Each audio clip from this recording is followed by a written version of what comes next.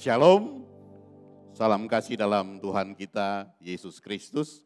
Selamat pagi, salam sejahtera buat kita semua. Kita bersyukur sama-sama bahwa hari ini kita sudah masuk di bulan yang ke-8. Puji Tuhan, dan nanti sebentar kita sama-sama akan bersatu dengan tubuh dan darah Yesus. Ya. Nah, hari ini saya mau membawa kita semua sama-sama kita belajar satu pengajaran tentang saat-saat ini, pengajaran tentang akhir daripada zaman ini. Ya. Kalau boleh saya berikan satu state atau satu judul khotbah saya hari ini adalah tambahkan minyakmu. Tambahkanlah minyakmu. Nah, konteks pengajaran Tuhan Yesus tentang akhir zaman yang ditulis dalam Matius 24-25, sebenarnya ini tujuannya untuk mengajari kita, menghadapi masa akhir zaman ini.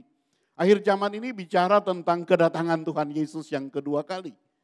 Kedatangan anak manusia itu. Kita langsung lihat Matius 24 ayatnya yang ketiga.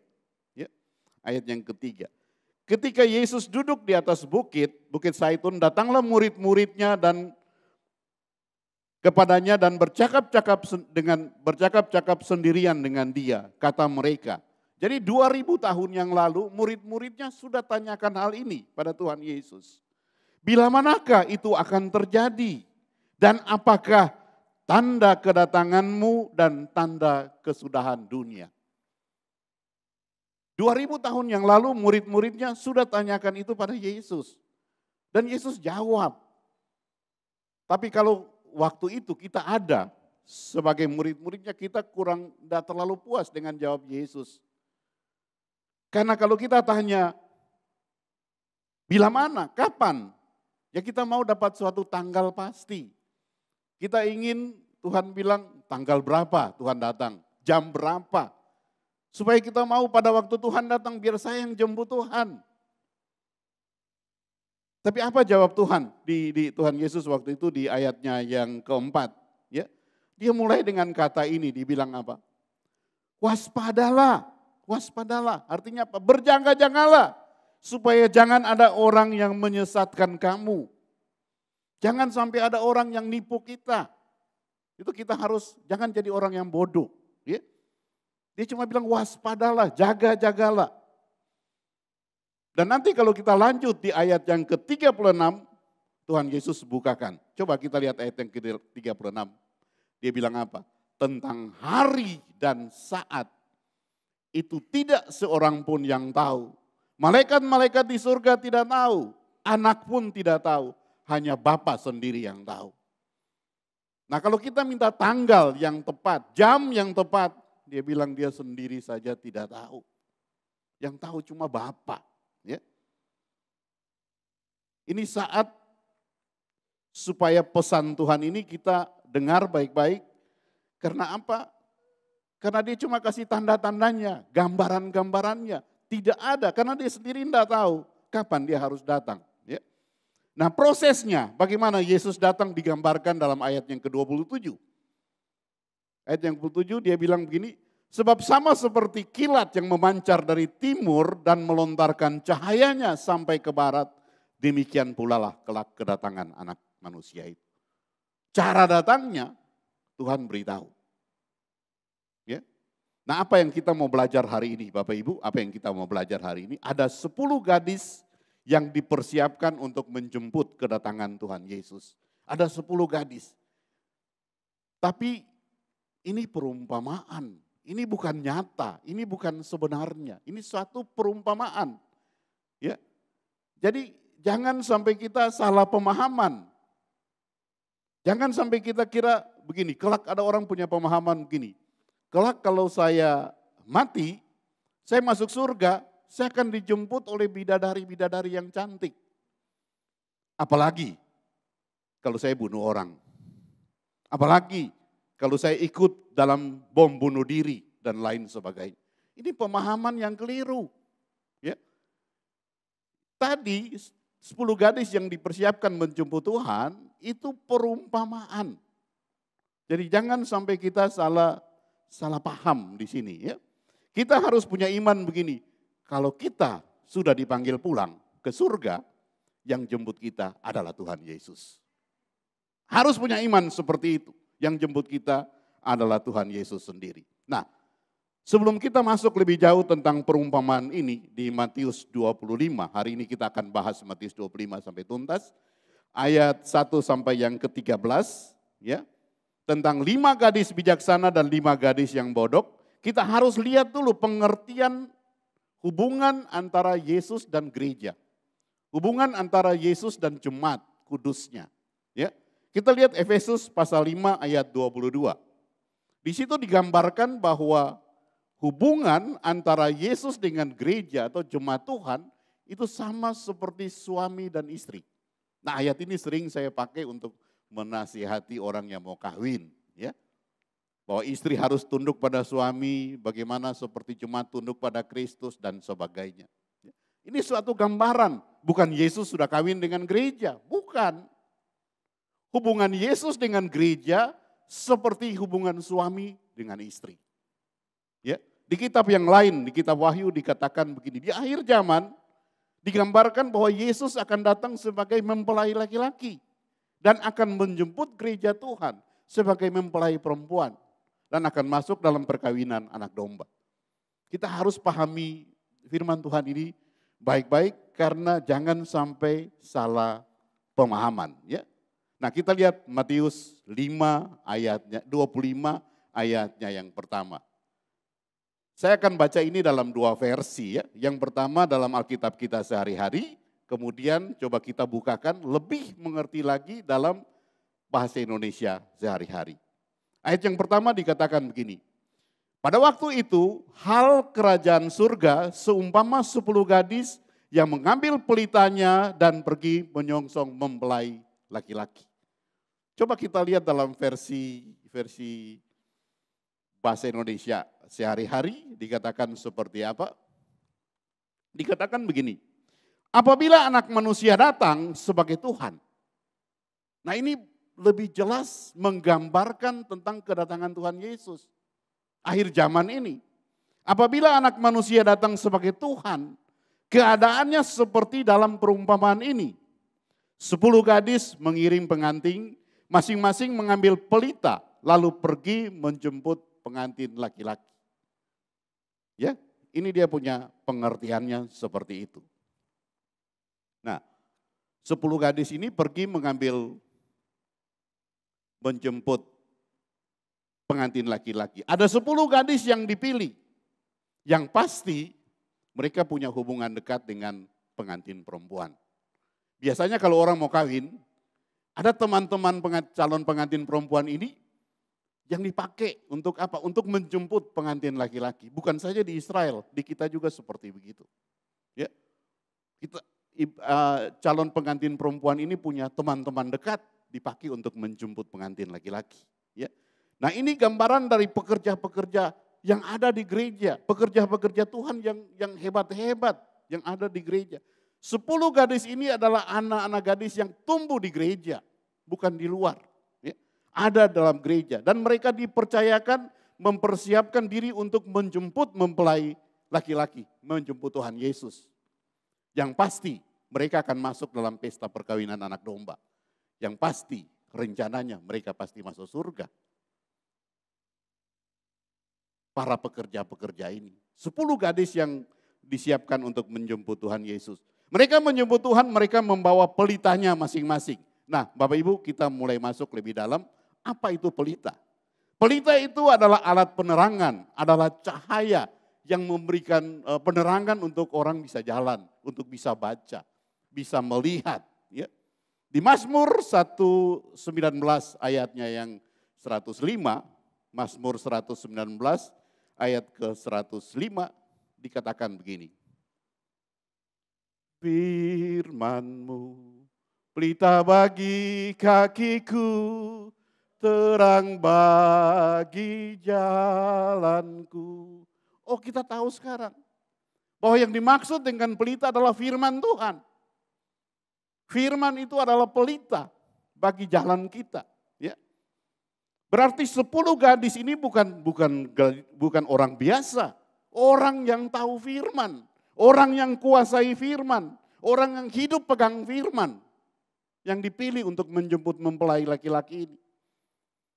Pelita akan berfungsi dengan baik atau akan memancarkan cahayanya dengan baik kalau pelita itu ada minyaknya. Ya. Pelita hanya bisa tetap menyala jika kita terus menambahkan minyak. Itulah khotbah saya hari ini. Saya kasih judul, tambahkan minyak, tambahkan minyak.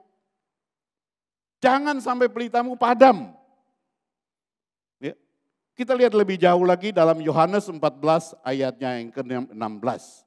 Yohanes 14 ayat yang ke-16. Tuhan Yesus katakan begini, ya. Penghibur yaitu Roh Kudus yang diutus oleh Bapakku dalam namaku, dialah yang akan mengajarkan sesuatu kepadamu dan akan mengingatkan kamu akan semua yang telah kukatakan kepadamu. Ternyata minyak ini bicara tentang Roh Kudus. Waktu Yesus balik ke surga, dia minta kepada Bapa untuk kirim Roh Kudus. Roh Kudus untuk apa? Untuk mengingatkan kita tentang firman. Mengingatkan kita, mengajari kita tentang apa yang Yesus sudah pernah ajarkan untuk kita. Artinya begini, firman bisa kita pahami dengan benar kalau kita dituntun oleh Roh Kudus. Berarti Roh Kudus ini penting, ya, penting sekali Roh Kudus. Nah, kita lihat di 1 Samuel 16 ayatnya yang ke-13. Ini satu ayat pendukung lagi untuk bisa menjelaskan ini. Samuel mengambil tabung tanduk yang berisi minyak itu dan mengurapi Daud di tengah-tengah saudara-saudaranya. Sejak hari itu dan seterusnya berkuasalah Roh Tuhan atas Daud. Waktu Samuel mengurapi Daud jadi raja, sejak saat itu Roh Tuhan berkuasa atas Daud. Nah ini berarti simbol daripada Roh Kudus salah satunya adalah minyak. Minyak urapan itu, ya. Minyak itu sendiri. Nah, berarti pelita penggeraknya adalah minyak. Firman penggeraknya adalah Roh Kudus. Firman penggeraknya adalah Roh Kudus. Gereja Tuhan harus dipenuhi oleh minyak Roh Kudus. Ya. Gereja Tuhan harus percaya Roh Kudus. Gereja Tuhan, saya bersyukur kita tumbuh di gereja ini dengan mengandalkan Roh Kudus. Tanpa Roh Kudus gereja ini tidak bisa ada. Malah Bapak Gembala Pembina pesan buat kita bahwa DNA kita, ya, itu doa pujian penyembahan. Yang dilakukan terus menerus siang dan malam. Untuk apa? Untuk terus menyembah Tuhan dalam roh dan kebenaran. Roh Kudus itu motor dalam gereja ini. Tanpa Roh Kudus kita tidak bisa bikin apa-apa. Kalau kita punya pelita dan kita tidak punya minyak, tidak ada gunanya. Pelita jadi hiasan di rumah. Begitu juga Bapak Ibu kalau kita baca firman, kalau kita belajar firman dan kita tidak punya Roh Kudus dalam hati kita, ngantuk kita, bosan kita, tidak mengerti kita. Banyak orang di gereja bisa tertidur waktu firman disampaikan. Coba cek lagi. Jangan-jangan minyak kita sudah mau habis. Karena penggerak daripada firman itu adalah Roh Kudus. Ya. Harus dicek ulang dalam setiap hari. Yang kedua, 5 diantaranya bodoh dan 5 bijaksana. 5 diantaranya bodoh dan 5 bijaksana. Kata bodoh di sini bukan berarti buta huruf. Atau yang sering Bapak Thomas bilang apa? Buta kenop. Bukan itu. Tidak tahu apa-apa, bukan. Ada banyak orang pintar yang bodoh. Tidak berhikmat. Itu yang dimaksudkan di sini. Tidak bijaksana, ya. Kalau kita lihat kehidupan sehari-hari, orang-orang berhikmat itu adalah orang hidup dalam planning, dalam perencanaan, ya. Sedangkan orang-orang yang bodoh, 5 gadis yang bodoh ini, mereka punya prinsip hidup begini, tiba saat, tiba akal. Saya paling takut prinsip hidup seperti ini. Kenapa? Kalau pada tiba saat hilang akal bagaimana? Maju saja, nanti pikir kemudian. Orang bodoh. Ya. Kehidupan kita harus diatur, harus di planning. Ya. Nah kita tahu ini dari mana, kita lihat ayat seterusnya, ayat yang ketiga. Gadis-gadis yang bodoh bawa pelita tapi tidak membawa minyak. Sedangkan gadis-gadis yang bijaksana bawa pelita dan juga bawa minyaknya. Nah kita lihat ini perbedaannya. Kalau gadis-gadis dikatakan bodoh, tidak bijaksana, bawa pelita, minyak akan jalan terus. Karena api, cahaya keluar terus. Tapi gadis-gadis yang bijaksana, dia bawa cadangan minyak dalam buli-bulinya. Ya. Jadi ini gambaran daripada orang-orang hebat yang ada di gereja. Apakah itu pendeta, apakah itu pekerja, apakah volunteer atau jemaat. Tapi semua ada tertanam di gereja. Ada dalam gereja. Semua orang Kristen, semua anak Tuhan. Ya. Tahu firman. Dengar firman hari-hari. Tapi 2000 tahun yang lalu Tuhan Yesus sudah ajarkan kita. Bahwa orang yang tahu firman, orang-orang yang hebat di gereja. Bisa saja ditolak Tuhan pada waktunya kalau tidak berjaga-jaga. 5 gadis yang bijaksana adalah 5 gadis yang tertanam di gereja. 5 gadis yang bodoh juga adalah 5 gadis yang tertanam di gereja. Kalau kita tidak berjaga-jaga, kalau kita tidak menggunakan hikmat, maka pada saatnya kita akan ditolak. Apalagi bagi mereka yang tidak ada di gereja. Bersyukur hari ini kita ada di gereja. Kalau kita lihat perumpamaan 5 gadis bodoh dan 5 gadis bijaksana, Tuhan Yesus bilang 50 berarti 50% dari komunitas yang ada ini kalau tidak hati-hati, kalau tidak berjaga-jaga akan ditolak Tuhan. Ini tidak main-main, ini pesan Tuhan untuk kita semua hari ini. Ya, untuk keluarga kita, untuk sahabat-sahabat kita, teman-teman kita di luar. Beritahu di kebenaran yang Tuhan sampaikan untuk kita semua. Kalau kita tetap suam-suam kuku, Tuhan bilang akan dimuntahkan. 5 gadis bijaksana gambaran dari orang percaya yang mengawali dan mengakhiri kehidupan kekristenannya di dalam roh. Dia mulai dengan roh dan dia akan akhiri dengan roh. Ini orang yang 5 gadis bijaksana. Sedangkan 5 gadis yang bodoh adalah gambaran orang percaya yang mengawali kehidupan kekristenannya dengan roh. Tapi berakhir dalam daging. Itulah sebabnya mengapa mereka disebut gadis yang bodoh. Galatia pasal yang ketiga ayatnya yang ketiga. Coba kita lihat Galatia pasal yang ketiga ayatnya yang ketiga. Adakah kamu sebodoh itu? Kamu telah mulai dengan roh. Maukah kamu sekarang mengakhirinya dalam daging? Dalam Alkitab sudah banyak contoh yang memulai dengan roh. Hari ini saya ingatkan jemaat Tuhan di sini. Kita sudah memulai gereja ini dengan roh. Jangan kita mengakhirinya dengan daging. Raja Saul, Raja Israel pertama. Dimulai pemerintahannya dengan roh. Dia diurapi Samuel dengan roh. Roh Allah ada pada dia. Tapi kalau dia salah jalan, minyaknya habis, pelitanya mati, roh Allah tinggalkan dia. Orang hebat Simson, contoh dalam Alkitab, memulai dengan roh, tapi berakhir dengan daging. Ini suatu contoh buat kita. Ini akhir zaman sudah kita masuki. Kalau kita mau suam-suam kuku, hari ini saya harus bicara apa adanya. Terus terang buat kita semua.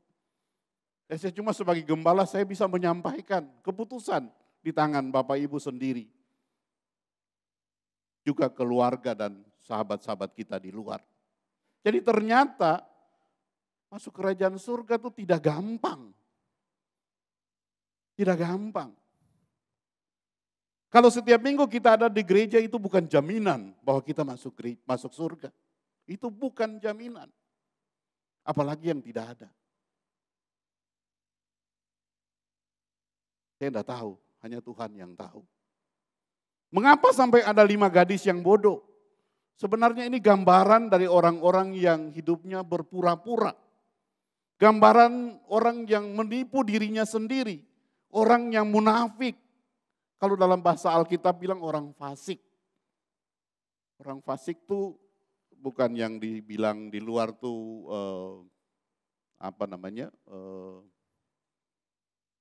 kafir, bukan.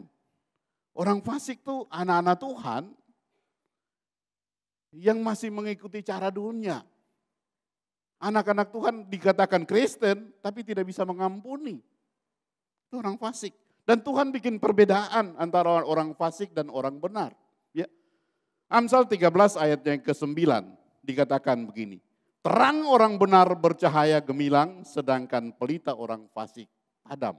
Satu ayat lagi, Ayub 18 ayat yang ke-5. Bagaimanapun juga terang orang fasik tentu padam dan nyala apinya tidak bersinar. Tuhan bikin perbedaan antara orang fasik dan orang benar. Malah dia ajarkan di dalam Mazmur 1 ayatnya yang pertama sampai yang ketiga. Ya. Ada beda jalan. Berbahagialah orang yang tidak berjalan menurut nasihat orang fasik, yang tidak berdiri di jalan orang berdosa, dan tidak duduk dalam kumpulan pencemooh. Yang kedua, tetapi yang kesukaannya ialah Taurat Tuhan dan merenungkannya itu siang dan malam. Nah, orang yang hidupnya mengandalkan Tuhan, orang yang hidupnya merenungkan firman Tuhan, lihat yang ketiga, seperti apa dia? Ya, dia seperti pohon yang tertanam di tepi aliran air, yang menghasilkan buahnya pada musimnya dan tidak layu daunnya. Dan paling luar biasa di bawahnya, apa yang diperbuatnya pasti berhasil. Pasti berhasil. Ini gambaran daripada orang fasik dan orang benar. Ya. Dan Tuhan mau untuk kita semua Jemaat Kupang Baru yang ada pagi ini, kita adalah kelompok kumpulan orang-orang benar yang hidup hanya mengenalkan Tuhan.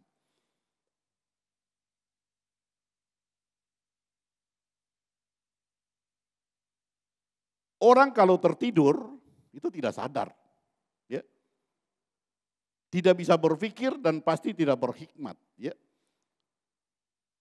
Terkadang Tuhan akan izinkan kita masuk dalam situasi seperti itu.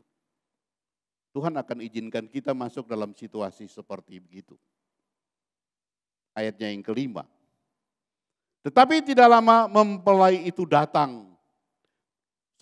Tetapi lama mempelai itu tidak datang juga, maka ngantuklah mereka lalu tertidur.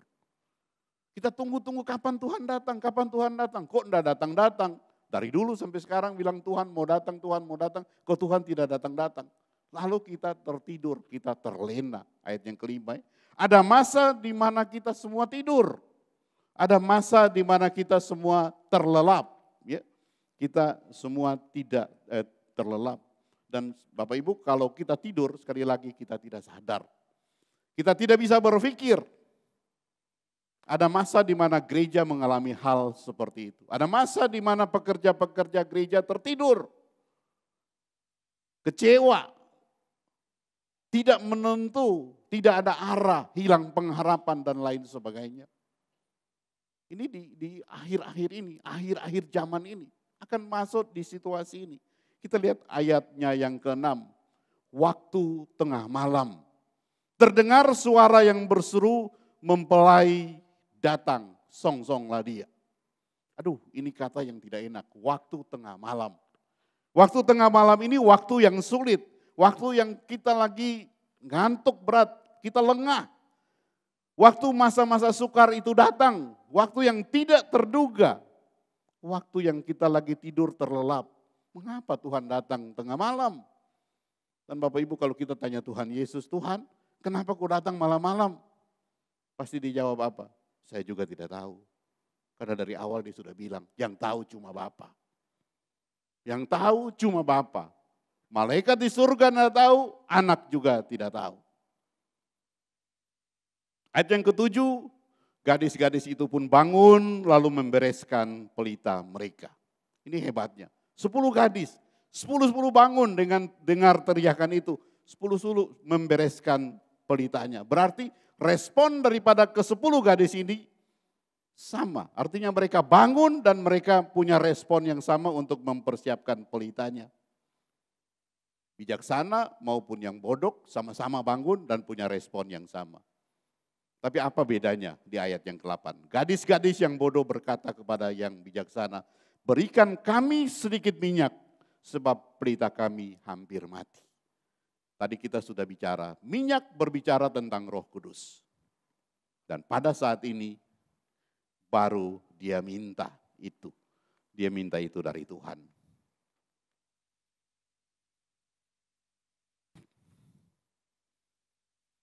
Jadi sama-sama punya pelita, tapi ada perbedaan di apa? Di cahayanya. Yang bodoh punya mulai redup, minyaknya mulai berkurang, akan mati. Yang bodoh punya hampir mati karena minyaknya habis. Ini gambaran anak-anak Tuhan yang suam-suam kuku. Ada di gereja, tapi bingung, tidak bergairah, hilang arah. Ada yang lebih nyaman hari-hari ini kalau saya dengar di luar sana, ada yang bilang begini, lebih nyaman sekarang kita gereja online. Kita perjamuan online juga lebih enak Pak. Kita bisa dari dalam selimut, tidur sambil pegang roti dan anggur. Kita melecehkan Tuhan. Kalau saudara mau anggur dan roti ke toko lalu beli, bisa pak-pak, tapi itu tidak ada artinya. Karena anggur dan roti itu cuma lambang dari tubuh dan darah Kristus. Pada waktu kita ada dalam persekutuan orang kudus, urapan Tuhan turun. Itu baru manfaatnya ada. Jangan kita dibutakan dengan dunia. Hari-hari ini orang berpikir, lebih gampang Pak. Kita perjamuan kudus di rumah aja. Ada foto lagi yang dimunculkan. Tidur di bawah selimut sambil pegang roti dan anggur. Kamu melecehkan Tuhan. Jangan terjadi dalam kehidupan anak-anak Tuhan.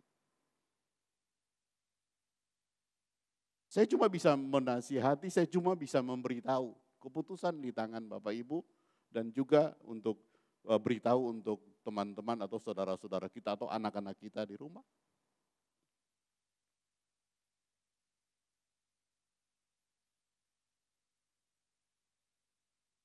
Atau juga mungkin mereka ada di gereja tapi sibuk dengan handphone. Sekarang puji Tuhan kita punya gereja luar biasa. Waktu firman disampaikan tidak ada yang pegang handphone. Kecuali mungkin baca Alkitab di handphone. Ya. Di gereja-gereja lain biasa di belakang-belakang itu. Firman disampaikan ngantuk atau lagi online. Lagi nonton YouTube. Atau lagi ngatur bisnisnya dari dalam gereja. Kalau seperti begitu kita tanya diri kita untuk apa kita ada di gereja. Apa kita mau jadi 5 gadis yang bodoh? Itu tanpa sadar pelita kita sudah mulai padam, sudah mau mati. Karena minyak mau habis. Atau mungkin kita takut ke gereja. Banyak orang sekarang takut ke gereja. Saya bilang itu pilihan. Ya, alasan takut. Coba kita perhatikan orang-orang seperti begitu. Itu minyaknya mau habis. Lampunya sudah mau padam, tapi dia tidak tahu. Pelitanya sudah hampir mati. Ayat yang ke-9. Tetapi jawab gadis-gadis bijaksana itu, tidak, nanti tidak cukup untuk kami dan kamu. Lebih baik kamu pergi pada penjual minyak dan beli di situ. Ya, di sini kita lihat apa? Gambaran daripada uang kita tuh tidak bisa membawa kita dalam keselamatan. Saya kemarin waktu anak-anak youth latihan di sini, kita kemarin latihan agak terlambat. Ya. Saya di bawah, saya duduk. Waktu mereka masuk dalam penyembahan latihan, saya ikut menyembah dengan mereka. Tuhan bilang apa? Kasih tahu sama umatmu, kasih tahu sama Jemaat Kupang Baru, bayar harga di depan. Beli minyak di depan, bukan nanti. Kamu punya uang segedong. Kamu beli minyak nanti, pintu sudah tutup, kamu tidak akan masuk. Bayar harga di muka, bukan nanti. Tuhan Roh Kudus bicara di hati saya untuk menyampaikan ini. Saya cuma bisa menyampaikan. Kita harus bayar harga di muka, bukan nanti. Kita dengan uang satu kantor atau satu gudang, tapi tidak ada gunanya. Kita beli minyak satu gennya, satu galonnya Pertamina, tidak ada gunanya kalau pintu sudah ditutup.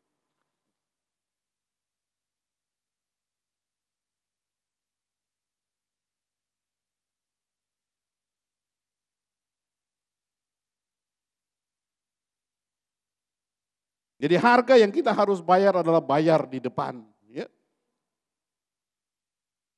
Ayat yang ke-10. Akan tetapi waktu mereka sedang pergi untuk membeli, datanglah mempelai laki-laki itu, dan mereka yang telah siap sedia masuk bersama-sama dia ke ruang perjamuan kawin, lalu pintu ditutup. Ada waktunya pintu ditutup. Saya pinjam statement dari istri saya, dia bilang begini, Ibu Gem bilang begini, kalau anakmu tidak naik kelas atau tidak lulus ujian, masih bisa hair. Masih bisa ujian lagi atau cari sekolah lain masih bisa.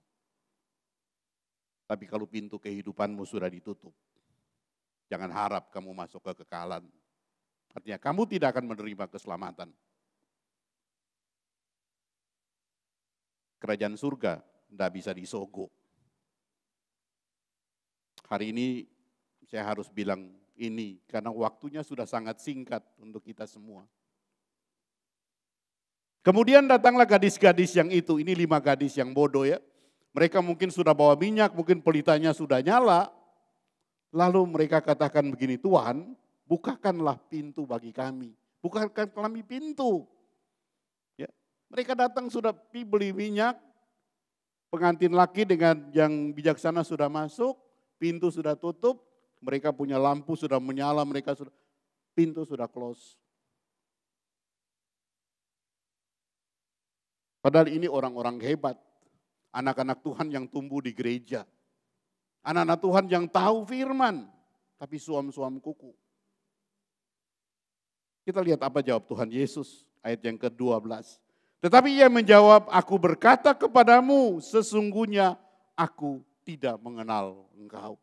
Aku tidak kenal kamu. Sebenarnya ini Tuhan Yesus sudah bilang jauh-jauh di depan, di Matius 7. Tuhan Yesus lihat, coba Matius 7 ayatnya 22, 23. Ya. Matius 7 ayat 22. Pada hari terakhir bukan sedikit orang, banyak orang.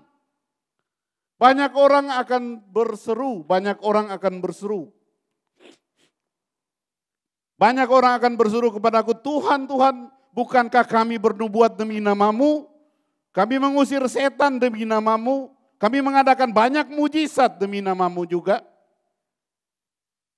Pada waktu itu aku akan berterus terang kepada mereka dan berkata, aku tidak pernah kenal kamu. Enyahlah daripadaku, kamu sekalian pembuat kejahatan. Padahal yang bikin mujizat siapa? Yang mengusir setan siapa? Orang-orang hebat di gereja. Siapa yang bernubuat, siapa yang mengusir setan, siapa yang buat mujizat. Ya. Apalagi orang-orang yang tidak ada di gereja. Ayat yang terakhir, ke-13 dikatakan, sebab itu berjaga-jagalah sebab kamu tidak tahu akan hari maupun saatnya. Umat Tuhan, ini pesan Tuhan untuk kita semua.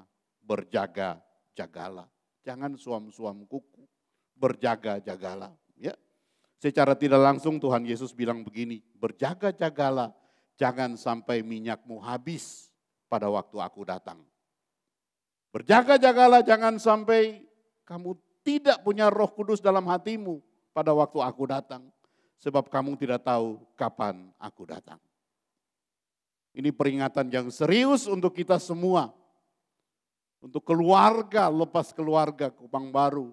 Untuk semua anak-anak Tuhan yang ada di gereja ini, yang masih diizinkan hidup oleh Tuhan di zaman ini. Ya. Nah kita lihat begini, tadi kan kita bicara tentang pengiring mempelai, menyongsong mempelai laki-laki. Berarti itu para pekerja-pekerja gereja. Ya. Mereka yang punya hubungan dekat atau sahabat daripada pengantin perempuan. Kalau begitu kita ambil sikap sebagai pengantin perempuan aja. Supaya kita Tuhan tinggal datang menjemput kita. Kita lihat pengantin perempuan seperti apa. Kita ambil sikap sebagai pengantin perempuan aja. Jangan jadi sahabat pengantin perempuan. Tapi saudara tahu ke saudara, bahwa bagaimana kesiapan daripada mempelai perempuan. Ya, kesiapan dari mempelai perempuan. Kita lihat sama-sama Kidung Agung. Kidung Agung 3 ayat 1 sampai yang kelima. Dikatakan impian dari mempelai perempuan atau gaya hidup dari mempelai perempuan. Dikatakan dia bicara sedikit puitis ya. Kidung Agung punya kata-kata seperti begitu. Dan di sikap hidup dari pengantin perempuan, apakah kita bisa seperti itu? Cinta mati-matian terhadap Yesus. Di atas ranjangku pada malam hari, ku cari jantung hatiku, ku cari tapi tidak kutemu dia. Aku hendak bangun dan berkeliling kota, di jalan-jalan, di lapangan-lapangan, ku cari dia, jantung hatiku, ku cari tetapi tidak kutemui dia. Aku temui peronda-peronda kota, apakah kamu melihat jantung hatiku? Baru saja aku meninggalkan mereka, kutemui jantung hatiku, kupegang dan tidak kulepaskan dia sampai kubawa ke rumah ibuku, ke kamar orang yang melahirkan aku. Kusumpahi kamu putri-putri Yerusalem, demi kijang-kijang atau demi rusa-rusa betina di padang, jangan kamu membangkitkan dan menggerakkan cinta sebelum diinginnya. Kemudian kita lihat warta Jumat hari ini, kalau kita mau ambil sikap sebagai Tuhan Yesus. Saya hari dalam menyiapkan ini, kok banyak Tuhan menuntun ya. Judul khotbah saya itu ada di depan buletin ini, tambahkan minyak, tambahkan minyak. Lalu buletin warta kita hari ini tentang pastor pesan gembala, memikirkan Tuhan. Kalau kalian mau ambil sikap sebagai mempelai perempuan, dalam pikiranmu hanya Tuhan Yesus. Ya, hanya Tuhan Yesus. Tadi apa yang Ibu Dasis katakan di muka itu? Ya. Sekalipun dagingku dan hatiku habis lenyap, gunung batuku dan bagianku tetap Allah untuk selama-lamanya. Semuanya hanya Tuhan, kerinduan kita hanya Tuhan, hidup kita hanya untuk Yesus. Kalau kalian mau ambil sikap seperti mempelai laki-laki, yang mempelai perempuan yang akan dijemput, fokuskan pikiran kita hanya untuk Yesus. Tidak ada yang lain.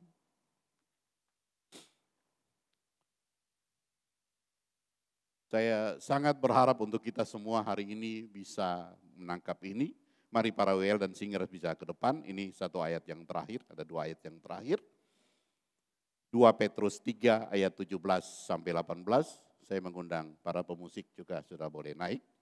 Ya, ayat yang ke-17, ayat yang ke-17. 2 Petrus 3 ayat yang ke-17. Tapi kamu saudara-saudaraku, saya boleh katakan hari ini, pagi ini bahwa saudara-saudaraku Jumat Kupang Baru yang Tuhan Yesus kasihi. Kamu telah mengetahui hal ini sebelumnya, karena itu waspadalah, supaya kamu jangan tersesat di dalam kesesatan orang-orang yang tidak mengenal hukum, dan jangan kehilangan peganganmu yang teguh.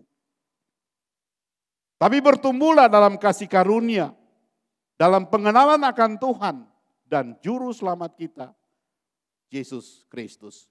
Bagi dialah kemuliaan sekarang dan sampai selama-lamanya. Tuhan Yesus memberkati kita semua. Tepuk tangan yang meriah untuk Tuhan Yesus.